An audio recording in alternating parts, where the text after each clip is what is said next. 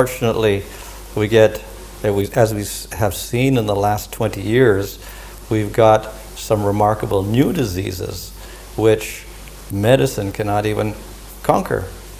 So, of course, one of these is the HIV or AIDS, which is generally spread through two sources, that is sexual activity and drug use because of the contaminated needles. Of course, we have other diseases also, but this one has spread around the world and grown enormously in all countries of the world, not only India, but civilized countries like America and Australia have very high rates of this disease also. People have tried to make vaccines or whatever to solve this problem, but this will not be a real solution.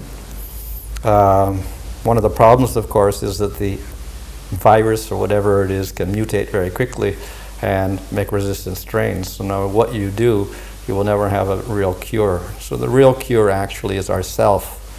We have to learn how to conduct ourselves properly. Then we can have a solution. The solution is very difficult, and even in the Bhagavad Gita, Arjuna says, yes, it is too difficult. I cannot do this. It is too difficult to control the senses, too difficult to control the mind. Even I cannot do it.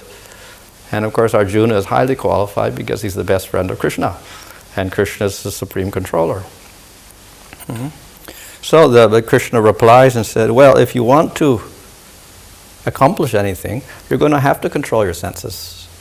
You're going to have control. And you can do that if you practice. So you have to have determination, you have to have practice, and you have to have vairagya, proper environment, which does not encourage you to go in the opposite direction. So if our education system does this, it provides and encourages, and all these are very important for training the person.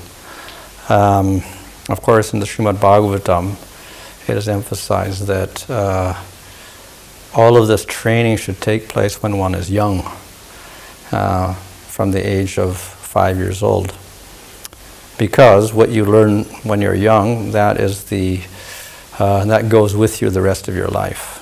If the society can actually start to educate people in this way, to show that traditional values actually are necessary now, and to show that sense control and worship are necessary parts of life, then we can hope to change the tragic situation. If we simply find some temporary solutions, it may be like giving aspirin for a headache, but it doesn't really solve the problem.